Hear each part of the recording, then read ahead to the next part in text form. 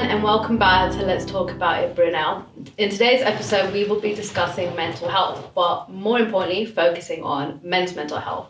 And today, I have a few guest speakers with us, and if you'd like to introduce yourselves. Hi, my name is Rathigga. I'm a student social worker at Brunel University. And my previous work experience is working with kids that are leaving care, age 16 to 18, semi-independent home. So I've had experience of working with young men that have gone through mental health. So that's why I'm really interested to talk about it today. I'm Nicky. I'm a ex-psychology student. I work as an inclusion officer, pastoral, and I work with teenagers in working behaviour, youth violence, and just teenage mental health, basically, mainly boys. And I would do kickboxing on the side, which I implement in working with anger and poor behaviour at schools. Hi, my name is Manthan. I am a third year law student and I'm going to placement this year. And yeah, that's pretty much about it, to be honest. Yeah, but that's quite interesting because I think in terms of law, you can look at legislation and policies placed within certain institutes. Oh yes, but the Brunel doesn't give options this year. So Right. the next year I would be taking human rights as in my optional. I will also take corporate law because of course we need to go for corporate. Yeah. Yeah. Anyways. No, but that's really interesting because we've done a bit of that in our modules when we look at human rights and we look at the Equality Act Yep. and the Diversity Act. So that will be definitely something interesting coming your way. Yes. So let's dive in. How would you guys define mental health in your own words? Who wants to go first?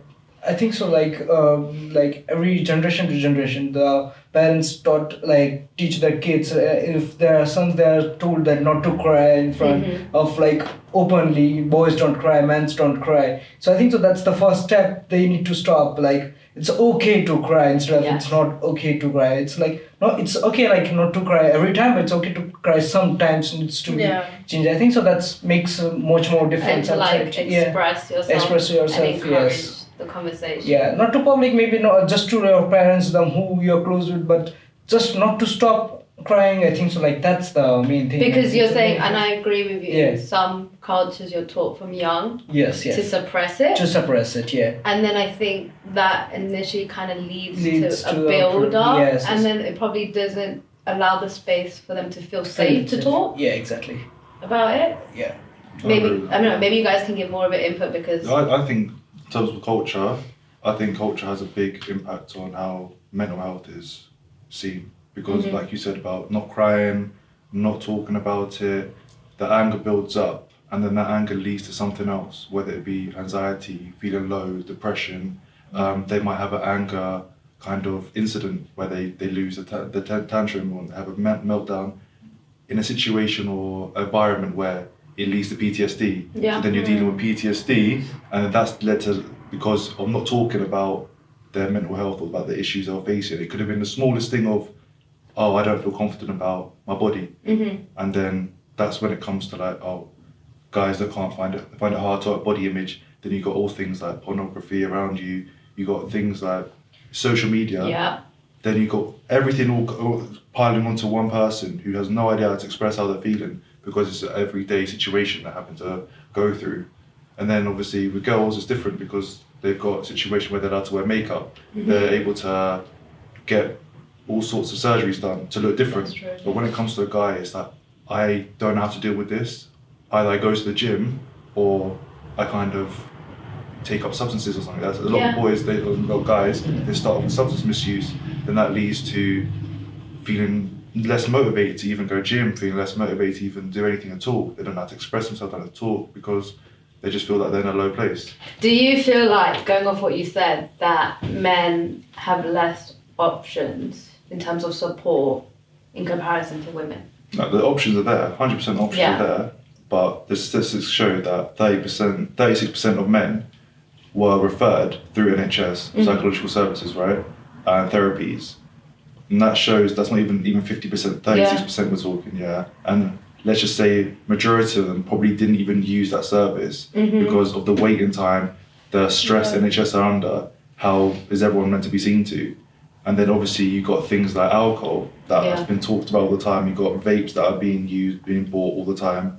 So many substances made available to just give that little bit of a rush or that bit of a, effect to kind of shorten that feeling or just get a little high from it. And then it's forgotten. But the next day, nothing's been sorted, nothing's been fixed. Yeah. But they're not even taught how to deal with the situation. And it's dealing that is the importance in the situation. You can't fix every situation you're put in. And that's what people, the boys and even girls now do, but mainly men, they don't understand how to deal with the situation.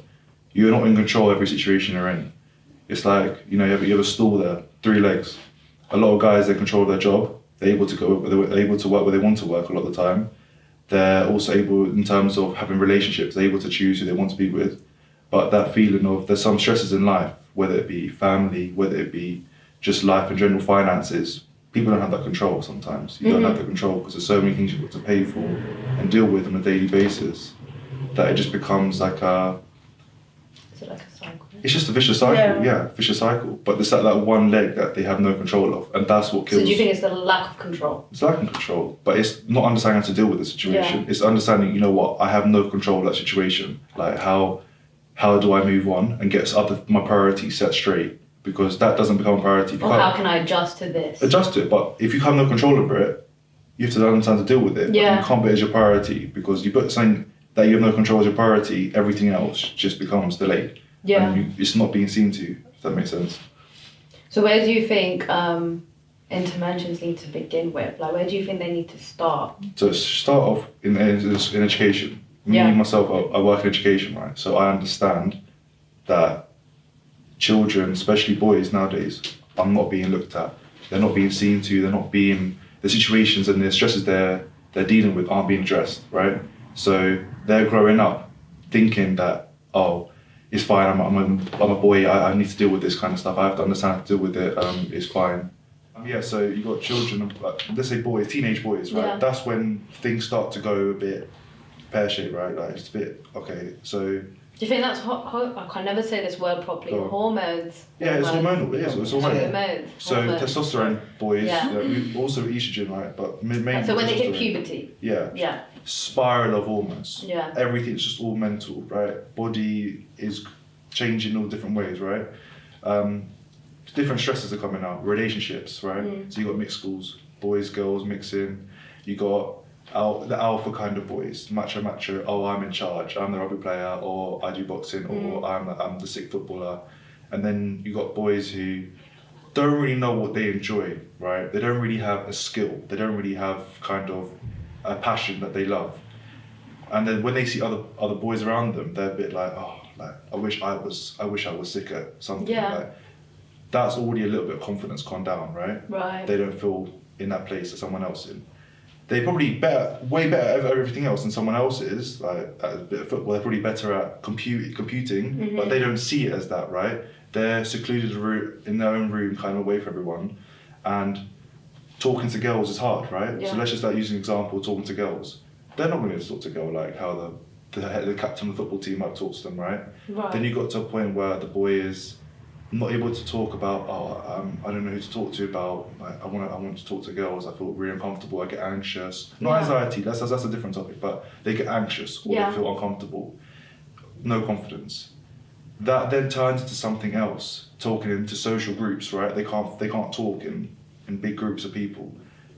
They lack that confidence. They lack the confidence, themselves. right? But then it becomes they don't know who to talk to about the situation. Is it a me problem? Is this normal? Like, is everyone else feeling that way? In schools don't have that facility of working with children like that. It's kind of shoot under the carpet. They focus on who they think is already got the talent, who's already good at what they do, and they push their energy towards that. And then some kids are forgotten. Right, a lot of boys are forgotten. Then that's why you get the self-harming, you get the substance misuse, you get the big turning into a bit of a recluse, singing at home, not getting involved.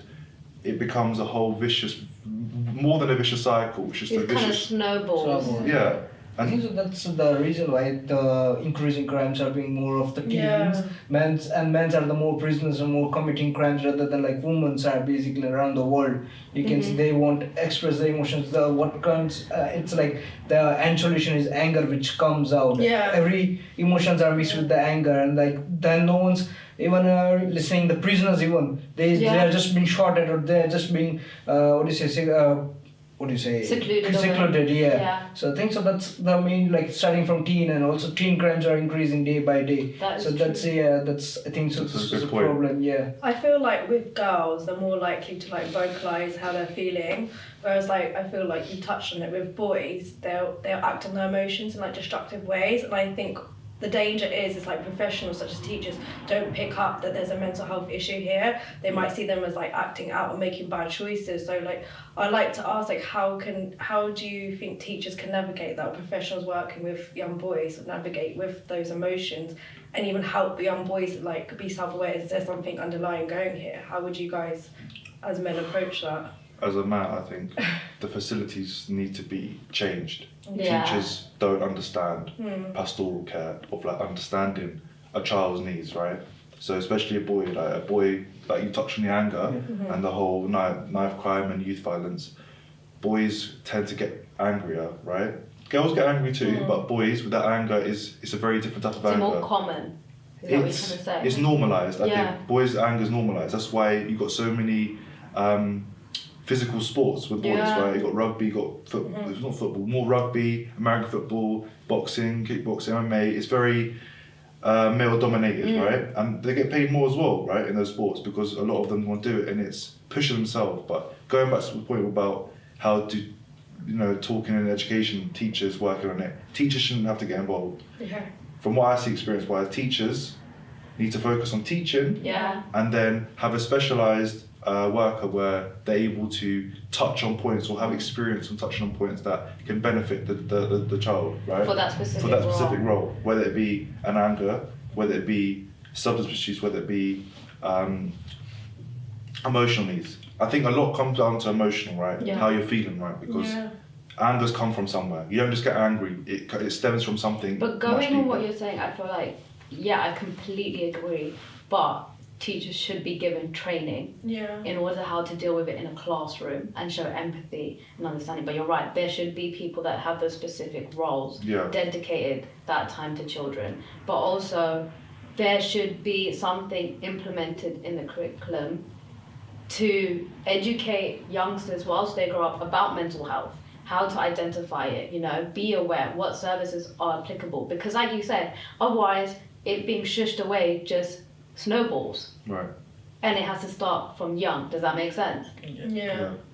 Yeah. But don't get wrong. It can also start during during the 20s, during the 30s and 40s, Yeah. right? So age, most suicides were. This is statistics as well. The Mental Health Foundation, right? Men aged 40 to 49 had the highest suicide rates, right? So think about that age range, right? That's like middle age range. Yeah. You got a lot going on to commit suicide, because a lot of people might say committing suicide is sin, right? But for a lot of people, it's understandable because they haven't got anyone to talk to. Yeah. They don't know how to talk about it, and we don't know the situation, right? So obviously people will say, oh, they shouldn't have killed themselves, they should have talked to someone. But then you have to think about the point as you weren't in that situation. Yeah. I Right, agree. so going back to that suicide and when does it start, the age range and everything, it can start anytime. That's why you have to have a specialised get person. triggered at any point of your life, right? Exactly. Do you feel like with women we're better at like building support networks than men then in terms of talking? I feel like women are encouraged more Okay. to speak from a young age. Am I wrong? No, it's like what happened is like there was a generation won't lie, like before it was like more male dominated. So for that they started woman empowerment, but it went so far that like men's are now suppressed. It should what it should be have like it would have been gone to a certain level like of men where they equal, but it went way too far. Yeah. And like Yeah. it's No, just like men's got suppressed more. it's like for example, if you see out go out, it would be still there are certain ideologies that they are like men should earn. Even if a woman is earning pretty good, it's still like men should earn. He won't be seen as just staying at home, just chilling around and doing home stuff. If he's just doing cooking and all, he won't be seen like that. Like even if. But do you think that's because of like society? Yes, that's norms and expectations on that things role? Yeah, if it was like a woman is doing well, she's having a good job and she's at a good position, but still if a man's like not doing anything, he would be judged. He would be like, why are you sitting here? You should be doing something as well.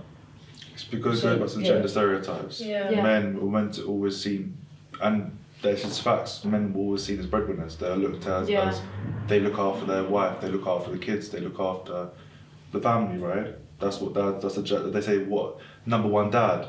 You hear more number one dad, like the dad, man of the house kind of thing. You don't really hear mum of the house. In some cultures you might hear the woman's man of the house. Like in Italy, obviously you got the woman who runs the house, the mum.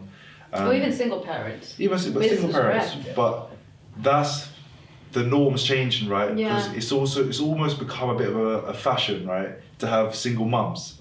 You're such a strong single mum, or you're such a, you're doing so well for being just by yourself with your kid and just, you know what I'm saying? So that's changed through society. Talking about society, it's changing. Society's always changing. But going back to the men generation, through generation, going all the way back to probably cavemen, right? Men were looked as, let's hunt, let's get the food, let's make the building, let's make the house, let's make the whatever. Women are making more than men nowadays. Women are looking after the family by themselves nowadays because some men, mental health are talking now, they might run away from the house because it all becomes too much, not being able to support the family, not being able to take responsibility for a lot of situations, right? But women, the point where you were saying that women are able to talk, they're encouraged more to talk about it, is because I think when it comes back to emotions, women are they're allowed to get emotional, right? Girls are allowed to talk about their problems and be able to cry, and if a man cries, then it becomes why are you being weak? Do you know what, going off what you're saying, I think people, what I've heard have said, like, women have emotional intelligence and men don't. I think that men have not been encouraged to have that and the space to have that. So that's true. Do you see what I mean? It's not that men don't have it. They've never been encouraged to touch into it. And I wanted to ask you, because you've worked with young adults too, what was your experience with them as care leavers? With their mental health, because obviously that's such a prime age as well. Yeah, I think going through the care system is already traumatic, and the reasons why they're there, they've gone through a lot of trauma, and what you were saying, the NHS, it's such a huge waiting time to get the right form of therapy for both male and females. But I think the sad part is because females do express their emotions, they do cry, they're they looked as more volatile, vulnerable. We always think oh my gosh, there's heightened risks here, so they need they're prioritized in terms of support. Whereas I feel there's men, that young boys do go through the emotions, but they're really good at concealing it. But it will come out in other ways. So I think we've talked about it already, but that's exactly what I've experienced. But I've been enlightened today to pick up on those social cues, to sit down and have those conversations and go through their emotions. And it's something that I really feel I'm going to take into social work practice as well, working with young boys. It's when there is incidents where they might be arrested, or they might have a domestic, or they might even just cry, it's just asking, okay, so what triggered to lead to that behaviour? What were your emotions you were going through? And it's helping boys build that emotional intelligence. I think we do have that power to do it. The questions you ask boys in comparison to girls are so different. Do you know what I mean? Usually with girls you'll be okay, so what are you feeling? Well, with boys you're so what were you thinking? Even just there, the way you weren't even talking, but the tone. The tone is so different. Right? It's you almost feel sorry for the girl. And then with the boy it's come on, talk to me, exactly. what's going on? Be a man about it. It's become so normalised. That's what we're doing. And you know what? The thing is, kids pick up on things. Yeah. 100%. They do. They pick up on I like how you notice that. They pick up on a lot of things. Because I do the exact same. That's the reason I noticed it. I do the exact same. Working in education and working in school, the way I talk to boys sometimes is so different than the way I talk to girls. But recently, I've talked to them the same way. Yeah. And I've seen a big impact, a big change in the way I talk to both of them the same way. I was talking to the really girl and the guy the same way. Yeah. And the way the girls respond is the same way the boys respond. Yeah. So tone actually has a big impact on the way someone responds, the way they react to it. And just the way you talk to them. If you treat everyone the same way, they will start acting in a certain way, right? Yeah. It's the same way if you treat someone differently, they're going to act differently. No, obviously, I think like if you meet fire with fire, what do you expect to happen? Yeah. Do you get it? Exactly, yeah. So when you approach a situation, someone will react to how you've entered it, right? Do you feel like... Sorry, just to touch, I think, like, from my experience, I think because I'm very, like, not girly, but I'm maybe, like, nurturing, mothery, and when I do talk to the boys, I feel like they are able to open up because I'm not... You know how some, even girls can be quite, like, not laddie, but can have put on that tone, that voice. I can't do it. So I was getting afraid of talking to the boys, but then when I'm just like myself and got that soft tone, they actually open up really well, and I feel like it's something new and different. They used to like men or other professionals talk to in a certain way, but when I think you make a good point, when you just alter your approach and be a bit soft with them, it'll make them open up, because no one's talking to me like this before. So I think that's something that we can all take on board. Yeah, it's quite interesting. Yeah. But I don't do... my approach is I don't talk softly to kids. Yeah. So I treat kids like adults. Same, like, because not they adults, understand. But they understand. I think, but it's also I'm just thinking from experience, like being sensitive to the situation. No, you do. Sometimes you need a bad cop and a good Yeah. cop. I'm not coming across as bad or good, but I come across as very just... I like to get straight to the point. Yeah. But not straight to the point that can't tell me my problems. Like, let's work with it. Yeah. It depends on the context. It depends Obviously, on the context. 100% context. Everything's obviously has to be addressed and has to be worked on a different way, depending on what they're dealing with. But when it was, let's just use anger as an example, right? They're angry at something. I'll ask the boy, why are you angry? He'd be like, my girlfriend broke up with me. Yeah. I'm angry. Or she cheated on me. So, okay, so we've got to work with that. The girl, she might have been, they wrote something on the wall. They called me a whore. They called me a slut. Yeah. Working with that. So I always ask them both, this is the exact same question. What can you do right now about that situation? Are you in control of that situation? Not really, no. Let's work on it and deal with the situation. Let's deal with it and see what we can do by writing it down. And I'll say the exact same tone, exact same way. And the way they'll both respond to me is, okay, let's work with it, because I understand that I'm working with them on like an adult level. It's okay, it's all gonna be. You're not sugarcoating it. If the more you sugarcoat, the more they'll grow up in life. I'm thinking that everything's gonna be sugarcoated. I can deal with everything. The reality is you got to deal with some things in life. It hurts. Understanding how to deal with pain at a young age will help you when you get older. A lot of guys have dealt with it from a young age, very young, without talking about it, and they're growing up, and it's just got into it's like accumulated and just dumped them so hard on the ground, on their face. Like a good example is they grow up to about 30 years old, right? Everything's been kind of sugar-coated, relationships, everything's been pretty cushy for them, right? 30 years old, they get into a relationship, it's all getting serious. Something mad happens, he gets cheated on, or he breaks up with his girlfriend. Probably goes through the maddest breakup, doesn't know how to deal with it, doesn't know what's going on because he's got no one there to help him with it like he did when he was younger. Everything was so understanding a young age, deal with it this way, that can be done this way, this happens, learn how to deal with it. That is understanding mental health. Yeah. Not sugarcoating things. Yeah. It's like dealing with it in a very professional manner. Yeah. And a healthy in a healthy right. Coping mechanisms very important. Yeah. Very important.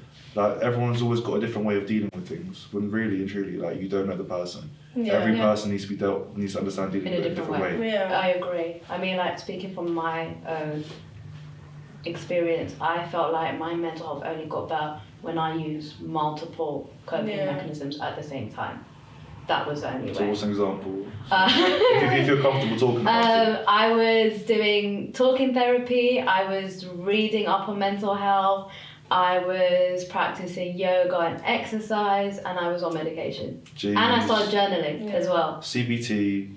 CBT didn't work for me. Okay. CBT didn't work for me because it felt like a little angry book of what pissed me off on the day and how much it made me feel out of 10. But it was the talking therapy, the reading it to understand why my brain thinks like this and why my symptoms are like this. Yeah. As well as taking the medication and journaling. It was multiple things, and that I had to work on that for months, you know? So, but it depends on the individual. Some people might just need one service to support them, others might need multiple. Does that make sense? I think also like humans are very complex and we live a very complex life, and I think it's having that, being attuned to their emotions, and like I guess you could like alter your approach according to the circumstance and the context that they're going through. But I think you bring a really good point, like in how you talk to young people. But what you say as well is like not one approach fits all. No. Like, so I like that you use a combination of stuff, and I think that's something that men should be encouraged to as well. But not even encouraged, be taught at a young age. Yeah. Encouragement is you have a choice. It shouldn't be a choice at this point. It should be because we've got to like, I don't know what the word is right now, it's at the tip of my tongue, but we've got to a point now where it's not going to get any better. But I feel like you're right, they need to be educated. That's it. But they think adding things like PHSE, right? No, that's not enough. We've all done that at school, like PHSE. It's not enough. When you did PHSE at school, did you take any notice of the lesson? No. Because I didn't take any notice. No. And I don't think any kids take any notice. It's because teachers and just staff nowadays, whether it be support staff, cover staff, they just put it on because they have to. Right? Some people want to help people, but they don't get the opportunity to help people, right? I'm going to use me as an example right now that I get stressed out quite easily. I feel like my anger because of little situations that I go through, they get the better of me. But I go kickboxing, right? Yeah. I go gym. I go to spa, I go sauna, right? I work hard, obviously. I make my money and I use the money towards things that I know will benefit me. And kickboxing has helped me massively, right? Kids nowadays should be able to pick, right? They should be forced to pick a certain sport, right? Like how they do in America, they pick a sport. They enjoy the sport. They use it as a coping mechanism to deal with. But you know what? It doesn't even have to just be a sport. Not even a sport, a hobby. Any hobby. Yeah, but you're right. it should be stuck. They should stick with it, right? Yeah. But it's not going to happen, obviously, because the way the country's run, it and inflation. works. Choking. It works in a way that they kind of benefit from people having mental health. If you think about the medication, going back to jobs like therapies, CBT, emotional therapy. You know what? It's amazing that you said that because we go off like legislation and policies of like the Diversity Act and the Equality Act. But when are you actually encouraged in a work environment, in a professional setting, to go to your boss or your manager and say, I am struggling, and not expect them to put like a red line next to your name? Do you get what I mean? There's only so much leave you can take from work before they call you into a meeting and ask you if you're capable of doing the job. Does that make sense? Yes. And I don't know, like the impact on COVID for 2 years, I don't know if it was because people had to stay home and like really sick 2 or with 3 themselves. years. It's 3 years, right? Was it 2 years or 3 years? 2.5. I mean, it's still happening, Well, right? just mashed together. That was long enough to have an effect. People were at home having to sit with themselves and really like reevaluate their lives and think, right? But now we're dealing with the after effects, not just of COVID, but like the impact that had on people's mental health. It's a puzzle just thrown in the air, putting the puzzle back to pieces, all the pieces you can't just think everything goes back to normal. It's all changed, every piece has changed in different ways. And like mental health was always an issue. It was always an issue with men, but it's only come into light as such in the recent years. Do you get what I'm saying? It's like people that... I think so it's been like the anger's been already built up now and it's just blowing up. Yeah, it's just It's like nothing to stop. Right, that's like nothing to stop. No, that's so true. Also, like it's like what you say is like, you know, when for example, if a boy wants to go for like something else, they say no, it's not like that. Like girls got swings. Girls needs to have like some swings. We need to like handle their swings and all. Like mood swings, for example. I'm not just talking about the periods. No, that's not about normal. That's not normal. That's normal. Yeah. It's normal days. Yeah. They say no, she is allowed to have swings. Yeah. She's allowed to have like that way. Yeah. But men's like that. No, you are not allowed to have swings. Yeah. You need to do what you need to do. Yeah, you are not allowed to play such a video game at this moment. At Yeah. this It's moment like of life. Yeah. they are forced to have like a facade, like a mask, Mask. Yes. Of of yeah. how they have to Yeah. be in Be in society. Yeah. Yes. But I think because of COVID, that's like fallen because the statistics and the realities all come into light. Yes. But I don't feel like there's been a huge social change. Like there's putting things in place, trying to put some services and support and encourage talk. You know what it is? I think it's all reactive.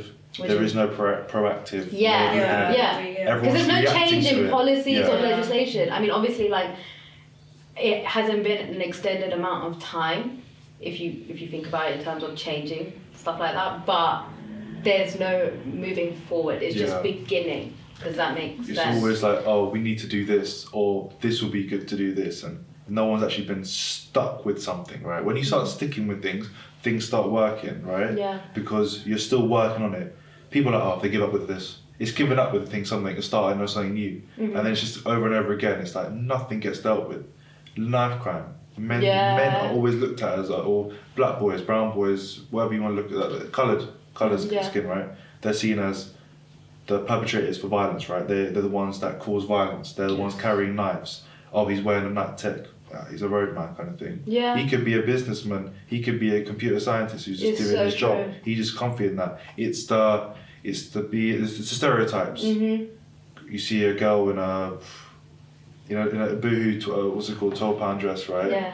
I love how you She- like, what's it Yeah, called? yeah, it's like probably £5 whatever, but she could be carrying a knife. No one thinks that she's It's carrying true. a knife. It's true. But she's It's the not looked at. stereotype. It's a stereotype, Yeah. right? It all goes. Everything's down stereotypes. Oh, he's probably angry if we put him down on the list. You know what? There's a list, right? There's a massive list. People wait for 9 months to be seen to Yeah. on for mental health or just be referred because we haven't even gone to the point about having ADHD, autism, Tourette's, Yeah. PTSD, all You sorts know, of issues. the CAMS service, the waiting list, Yeah. 9 months. That's what I was talking Yeah. about. 9 months. ridiculous. And some people get pushed up on the list, Yeah. right? And some get forgotten. Because they know someone or it come up with you with money. Some get forgotten. Yeah, and the ones Some who get get forgotten feel like there's no hope. The trust, I mean, you're dealing with trust issues, right? Yeah. So no one really cares about me. Yeah. No one really wants to see that I'm dealing with my problems as well. So I have to deal with it myself. And then there's only so much you can deal with by yourself, right? And I know a lot of people who suffer from autism, right? So with someone who suffers from autism, their way of dealing or talking about certain things is very different to how someone who doesn't have autism, right? Because they find it very hard to understand their emotions, right? They like that kind of emotions. They're very straight, black on white. Yeah. Same with how they even eat food. Very strict, plain food they eat. It's very The different. way of communicating is Yeah, different. it's just very different the way they The do things. perception. So dealing with that, on top of dealing with someone who doesn't have anything, they're two different things. Yeah. And that's why I go back to talking about teachers and having a professional. They need to understand special needs as well. Yeah. They need to understand SEMH, so social emotional kind of issues as Yeah. well, right? Everyone's got different ways of dealing with things. We don't have people like that. But I also find it crazy when you fill out forms, you put them on a scale of how severe it is. Like, who determines how severe someone's mental health is? Does that make sense? Because people are Because given for power. each person, it's different. Yeah. You know, what I might feel is severe might be minor to you. Does that make sense? 100%, 100%. That I find crazy. No, but it's a real thing. We're dealing with that every day. I just find that nuts. It's like, how do you even talk about that? Yeah. Myself, sorry, I forgot your name. Sorry. It's Manthan. Manthan, yeah. So myself, Manthan, right? I could be going through something so massively such detrimental effect on me that is stopping me from even waking up, right? Yeah. Getting out of bed.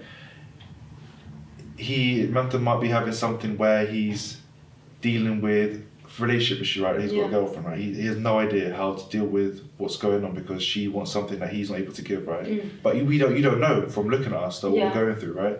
We still have to carry on a daily Yeah. basis, and that's the same with every guy right now who's going through mental health. They have no idea you can look at someone and think they're absolutely fine, True. but deep down they're going through it on a daily basis. But also, you guys could be going through the exact same situation, but dealing it with differently and reacting to it differently. Do you get what That's I what- mean? but- Because it depends on the individual. But even reacting to it differently and dealing with it differently, there's only so much you can deal with it until it becomes like a point where I can't deal with it anymore. That's why you got a lot of people saying I just can't do it anymore. So can I ask, right, do you think maybe like coming to university could essentially be a trigger for people because you grow up, you're at home, you're with your family, you're in your like familiar setting that you know, you might be dealing with mental health issues as well. And then when you come to university, majority of people are in a new setting, new environment, meet new people, but fundamentally, you're alone. Yeah.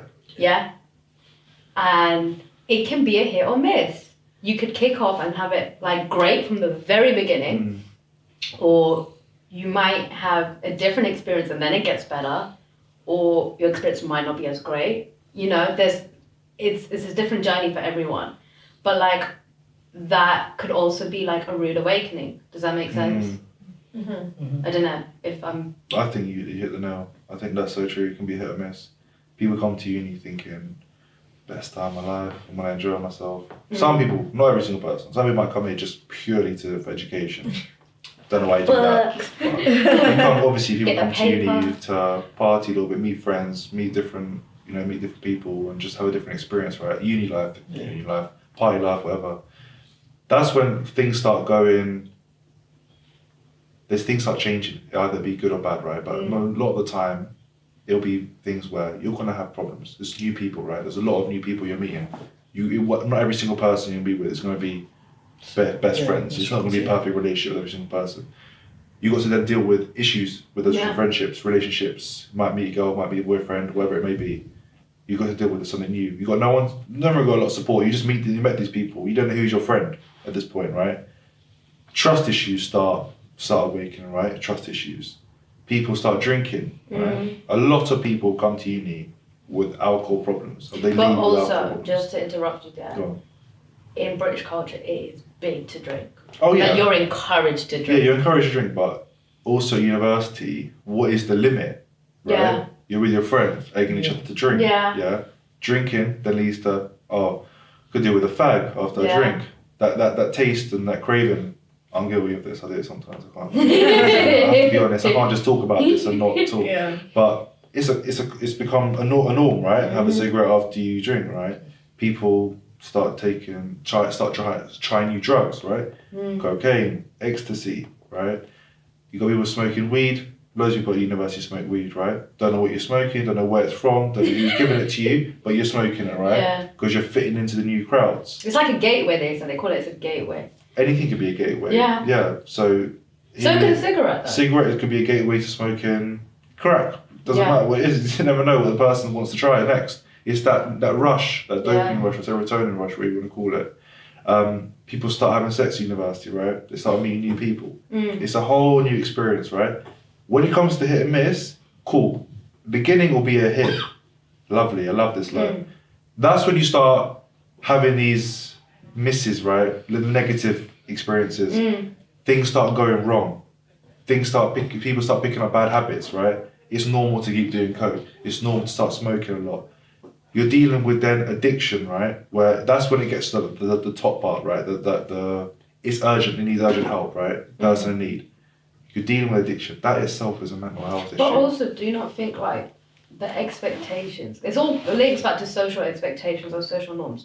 Social expectation of you expect uni to be the best years of your life, and then say you come here and it's not what you thought it would be, and you're lonely, and you're not having the experience that you thought you were going to have, and how that can impact your mental health too. But that should be taught. But what I mean is like there's two extremes. Yeah. It can go way out of hand and you can lead to like, unhealthy ways of coping. And then there's also the other side of like isolation kind of thing. Am I making sense? Yeah. It's like from the starting of the day, you go out with your friends, doing everything fun and all. doing parties and all, but when that person goes home, when Yeah. he's in the room alone, that's when everything Yeah. goes Yeah. starting down That's the whole perfect, whole thing. Yeah. It's Yeah. like everything is Yeah. falling apart and all. That's why he goes to browse or something just to escalate that thing which presently going on. And if he does, for example, if he goes out with his friends, everyone's smoking and he's not, he's like Yeah. obliged that, oh, I'm just He's out doing of one this, out, yeah. out of the club. It's like Yeah. he starts doing that as well just to escalate all the thing in the one go. I think so that needs to be concerned as well. It's That's not so like true. you are not doing this. Why are you not doing this? Just join us. Yeah. It's the peer pressure of it all. Yes. But that's what I'm saying. Like it's normal that is normal to be peer pressured. Like Yeah. you're thinking about it, or you go into a group of people who are in a room, right? Everyone's smoking, everyone's drinking, and you've gone in there. You are gonna people are gonna think like, why are you in here? You don't drink or smoke, right? You are just, and that's when it's like understanding. Yeah. You don't need to be around those people. It's you're dealing. It comes to dealing with the situation. You don't need to be in that deal with it kind of thing, because if you put yourself in a situation that everyone's drinking or smoking in that room, But you can also leave that situation. but you can leave the situation, right? Yeah. You don't have to do it. Like, a lot of people Yeah. just do it to fit in. Me personally, if I see everyone drinking and I just say I don't want to drink, or I have one drink, I don't have to keep drinking. Yeah. It's that Yeah. confidence build up. You've got to build that You confidence. know what? I agree with you because it was only until COVID that I've like started encouraging myself to say no to things. Yeah. If something doesn't make me feel good, or if I don't want to do something, I can just say no, Yeah. and whatever the consequences may be, will be. But I have like kept myself safe. Does that make sense? Yeah. 100%. So what do you feel like what coping mechanisms you would implement or encourage? I guess it's different for everyone in terms of like mental health, but what are the strategies that you think are important? I think this might not be applicable to everyone. I think it's up to the individual. But I'm a Christian, so I feel like I'm quite spiritual.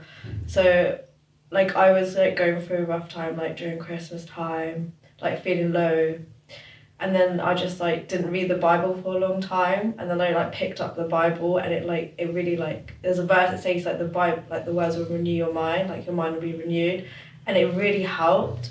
So I think we're talking about in placement. It's really healthy to do things that like feed your spirit or your soul. So for me, like reading the Bible, getting into the Word, like even do Bible study, like I just feel like transformed and different. So that's my coping mechanism. And I'm not saying everyone should like pick up a spiritual book, but like do something that will like, I don't know, expand Soothe your your soul. mind, and soothe your soul, like help you think a bit differently. But yeah, that's my personal coping mechanism. No, I like that because some people will benefit from doing things that you just said. Because Yeah. I know when it comes to religion, it's not really a topic I want to go too deep into Yeah. right now. But a lot of people who do have that, they kind of are religious, but they're not religious. Yeah. Sometimes it is okay. Yeah, it's actually okay just to do something that, whether it be pick up, whether you're Christian, Sikh, Hindu, whatever, pick up that yeah. holy book, right, Yeah. and just have a look at it and be like, they find some kind of peace within that book. Yeah. And that can be beneficial. But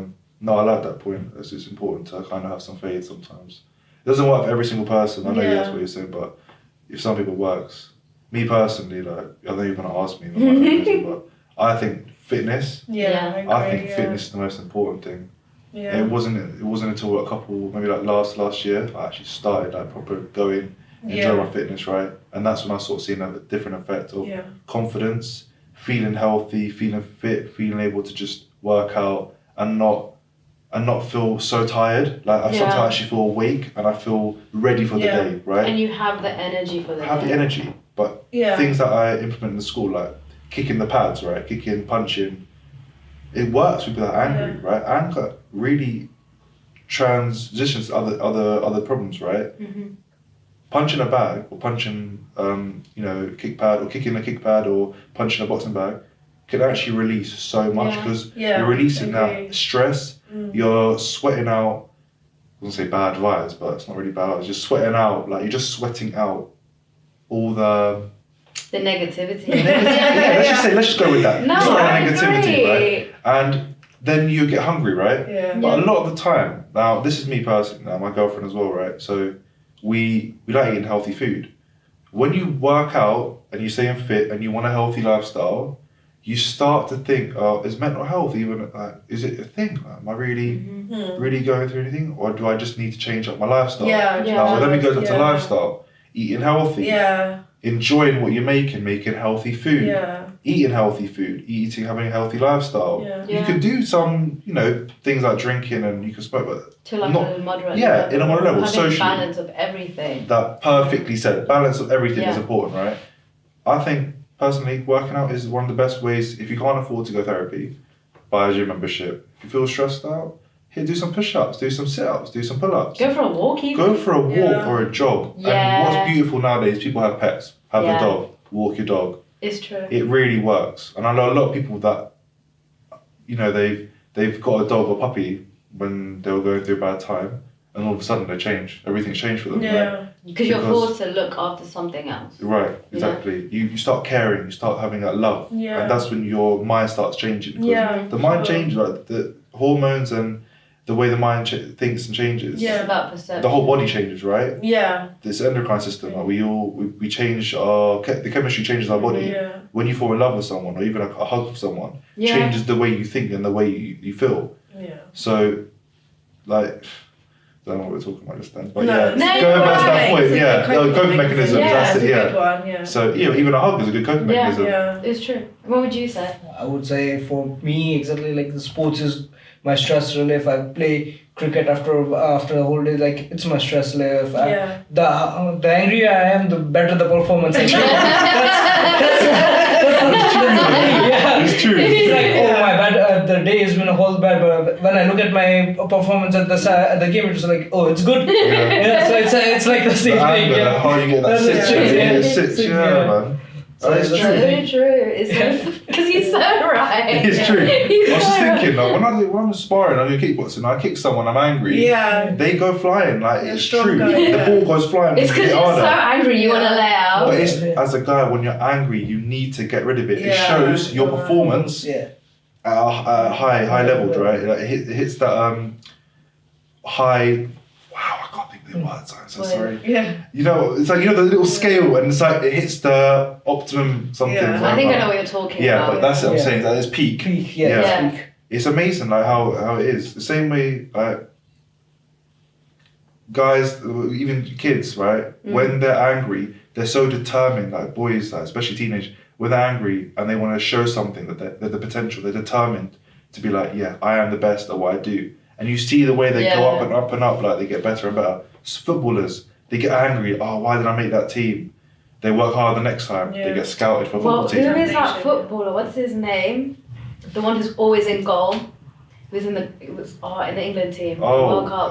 Pitchford, Jack. That guy looks angry all the time. Every time he saves the goal and the camera goes on to him, you can see he's like swearing at them, like, how dare you make me work right now? Do you get it? But he's amazing. He's amazing. And he's not tall. Amazing. He's not like ridiculous tall. He's short and he shows height is. He is actually such a good amazing. He's amazing. Like he is, but he looks fuming every time, and when the camera focuses on him a little bit, he's like shouting at them. But he's an amazing goalie. He's amazing, But that just goes to show, doesn't it? Like the anger hits that peak of the performance every time. He's able to push them in the right direction, push them forward to be like, I want to be the best. Like, I want to be the best. But then it also can be they get so angry they lose something. And then the anger, and if they it's hard to flip sometimes. It can be very hard after losing or after a loss or just anything to come back. And that's also something that we need to encourage, right? It's not all is lost, right? When you fail in something or you're not good at it, like you can keep working at it, but you should also be addressed that you're never also going to be the best. Someone's also going to come around the corner who's going to be better than you. There's always someone better than you or bigger than you in something. But it's more competition. But life isn't a competition. But like, it is a competition in some people's life, right? I feel like you should be your only competition. But I feel like with men, I don't know if I'm stereotyping, but there is that sense of like survival of the fittest. The alpha. Alpha male and controversial person Andrew Tate talks a lot about that, and he kind of encourages it, and you think that's like a you know what, right? I'm gonna put my 2 pennies in. Basically, I have watched some clips of Andrew Tate. I'm not gonna dive too into it, but I have watched some clips. Just not giving the limelight. And in terms of business aspect, I think he's right. Right? In terms of women, I think he's completely wrong. Yeah. Oh, So, 100%. yeah. He says some stupid things. Like, 100%. He says some dumb things. But he says a lot of good things. Yeah. But no one wants to talk about those, but they'll talk about the bad things. Yeah. Yeah. You know, But that other goes guys to want the, more. but I want to also say as well Yeah. and ask, two females here right now.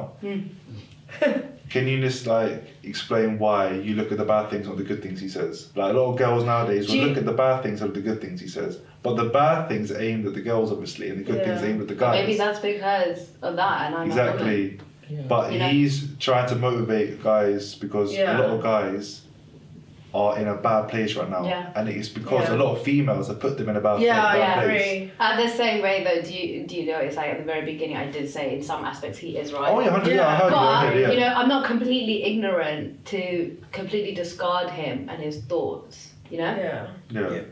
But because I am a woman, and if you speak badly of women, then I'm kind of like. Yeah, he's gonna. Yeah. Yeah, he's not gonna get a good life. I'm not gonna follow him and No, be like 100%. sending him DMs, But cheering him on. it's also just like understanding, like why are you feeling stressed? Why are you feeling angry? You know, why? That's what you're trying to say. No, it's true. And do you know what I think also, like, I come from a culture where, okay, I can't relate fully to this topic because obviously I'm a female. But I do come from a culture where it's not encouraged to talk about your mental health or what you're experiencing of feelings and emotions. Growing up, like, it is like, my parents used to tell me to be quiet or they would shush me. But as I got older and more, I would say, more educated and more aware and more confident in myself, I do have those conversations at home. I do spark those conversations, even with family, friends, or in public. And yeah, sometimes my mum does roll her eyes because she's like, here she goes again. But I am more, I am more confident now to have those conversations and open it up. And I think that's important. The more you talk, the easier it gets to talk about things. It's just starting that is really hard. Yeah. Does that make sense? Yeah, it's initiating it. And just, Yeah, but the more you do it and the more you encourage people to do it, and I've done this with like children I've worked with before, the more you kind of push them to do that, the easier it gets for them to feel that they can do that. It's like a systematic sensitization. It's a build up, right? Yeah, Bit it's by like bit by teaching. bit. And then when that Yeah. person hit that point, then they're able to do the same thing to their, Yeah. their friends, their family. It's like you can take the training wheels off and you're like, That's it. Yeah, just push them off Yeah. into the sea or ocean. That's it. don't say that, it's not No, but like push them off Yeah. until they can swim and they're able to Yeah, for themselves. it's right? true. You're building It's up their true. confidence. You're building It's up bit their by life. bit, it's not just throwing them in the No. deep end. Yeah. But some people are thrown in the deep end. Yeah. And Sometimes that works sometimes for it's a them. hit and miss. Yeah. You can work really well for them and then they're able to. It's flooding, right? That's flooding. So Yeah. it's straight to the point. There's no breathing or coping mechanism. You're just dealing with it, right? Some people they fail badly. Yeah. Like they can't deal with it. They're destroyed by it. Some people build up to be the strongest people, like there is, right? But those people will not know how to deal with how to teach someone coping mechanisms. They haven't got coping mechanisms. Yeah. Coping mechanisms. They've just been able to work with what works for them. And I think a lot of the time that is actually something that you just got to understand how to deal with it, because your way of talking about coping mechanisms and building them up, but another, what's it called, introducing and talking about flooding, right? And just being thrown deep end, that should be taught as well. Yeah. No, I Because, agree. Yeah. Because, I mean, like, when I was going through a bad point in my life, I just realised it came to a point where I was like, I have to get up and I have to live because I'm still breathing. I have no choice. Yeah. You know? I have no choice. So, yeah, you're right. It does depend on the individual. But even in certain situations as well, like you don't know what situation you're going to be thrown in. Talking about culture-wise, I'm quite fortunate. I was brought up in a mixed household. So dad was white, mum was Indian, like brown. So they were both very different. The way they had like different techniques of dealing with it. Dad didn't really care because he's a man, right? So as a man, he didn't really talk about emotions, right? My mum, even though Indian culture they didn't really talk about it as much, she was able to talk about mental health to me because she liked learning, right? She liked the psychology side. That's what also made me go into psychology, because sometimes having someone that's interested in mental health can actually benefit you, talking about it. Not everyone has that in the household, but I was fortunate enough, right? But in some cultures you're thrown into, I don't know, if you go Saudi or you go like Sri Lanka, maybe India, well, you Africa's a good example, yeah. Mental health there is not really looked at as. Apparently it doesn't exist. It will not even exist. I It's don't not know even because I worth haven't it. even been Yeah. there, right? I haven't even got to Yeah. tell these countries properly to understand it or say this, but I don't. From what I see, I don't see it as a thing where it's talked about, right? In the Western culture, yeah, it's talked about. It's made a bigger deal, right? It's seen as medication or CBT or EFT or therapies, this and that. There's so many different techniques and mechanisms they want to implement in the Western culture. But really and truly, people that suffer in emotional mental health are in the Western culture. If you think about it, like men are suffering more. And it just goes to show that a lot of these mechanisms that they're doing and ways of working with it aren't really working because going back to generations, it's not being taught in a way, it's just being thrown at you, do this, do that, do this, instead of actually pinpointing what are they actually dealing with. Was it something small that could have been dealt with at an early age? Yeah. Or was it the triggers? Yeah. And what are you doing on the side that it could be having a detrimental effect on it? Yeah. Some people are drinking The fact over that and over contribute. again, right? So there's those are things that And what are don't- we putting in place as a society to like reduce those triggers? we're doing nothing. We're trying. We're trying. The fact to say we do nothing is because things are getting way worse than they used to be. And I'm not saying things used to be perfect before, but the way things are going now, it's going to be harder to implement something that can help society. But I think for things to change, policies need to change, legislation needs to change and actually be implemented. Well, that's a whole different topic. You know? That's like politics. Now we're talking politics now. I'm not going to go into that because I'm not running for MP. But, like, you know, it's all good to say we have these things that will support you, but do people actually implement it in the environment?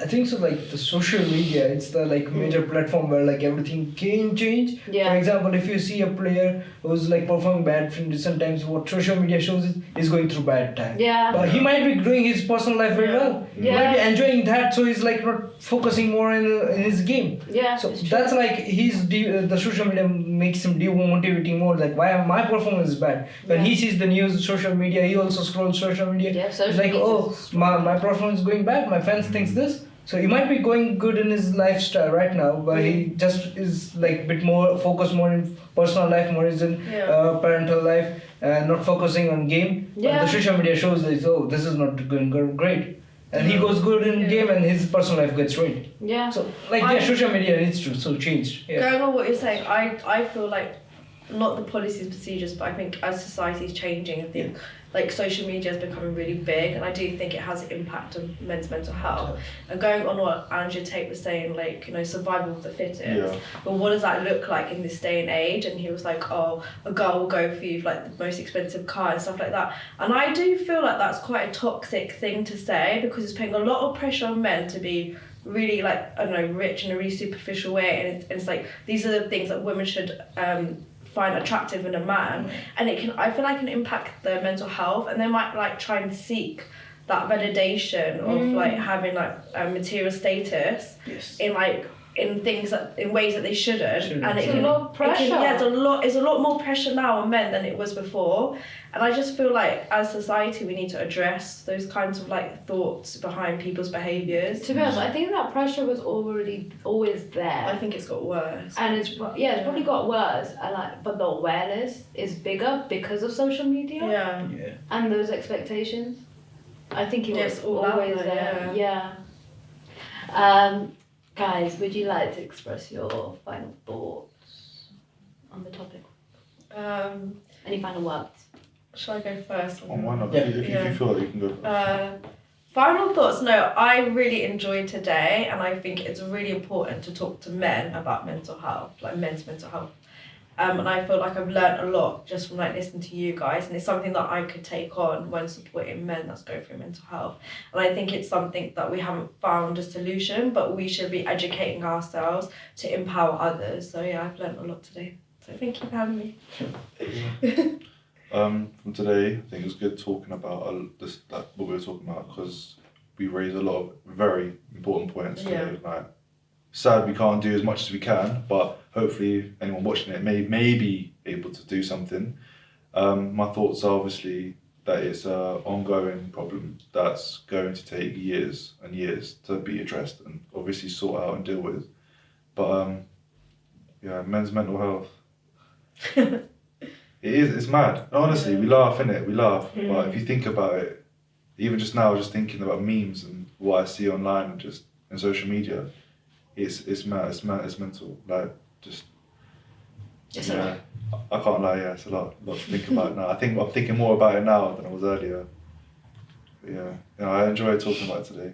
Yeah, it's like thinking for wrapping the final thoughts, it's like me and him personally would be expressing so much of our inner thoughts as well. Sometimes we go into that phase by talking to mental health issues that what we are dealing with. So it happens, but I think so social media, it's the first stop we need to change. Expressing on social media is like we need to stop certain things and we need to encourage more other things would be a good step for doing. We use that platform in a positive way. Positive way, Or just final thoughts are every social media platform, cancel it out. Yeah. No social media. No social media. This has an Instagram page. Only Instagram page. Please follow us or let's talk about it, Bruno. But you hear what I'm saying about social media. You're it right. can be very toxic. It's not a healthy place for some people, and it's not used in a healthy aspect. It's not like the platform was created to meet new people, have a communication, but it's not remain the same platform now. It has like lots more change what it was created for, what it was meant for. For its purpose originally, It's been lost, Yeah, I agree. But thank you for having me, by the way. That's okay, thank you guys for coming. That's cool, yeah. My final thoughts would be, and I hate looking directly at the camera, if you are experiencing any of your own issues or bad experiences or just need someone to talk to and you're a student at Brunel, I would encourage you to contact your personal tutor or the Brunel Wellbeing Centre and Support Team. There are other organisations available that are catered to supporting men with mental health. I don't want to say illness or issues, I would say disorder. Maybe health disorder? I think condition. Condition. Use any word, Such as Man Up, Man's Health, that also provide peer groups, so you will meet other people that probably are experiencing the same things. And there's also Young Minds that are dedicated to supporting young adults with mental health experiences. Thank you guys for taking part today. I will attach all the links and supporting links in the description box. If you could give this a like or share it, or if you want to take part, send us a DM on Let's Talk About It Brunel. Thank you. Thanks guys. Thank you.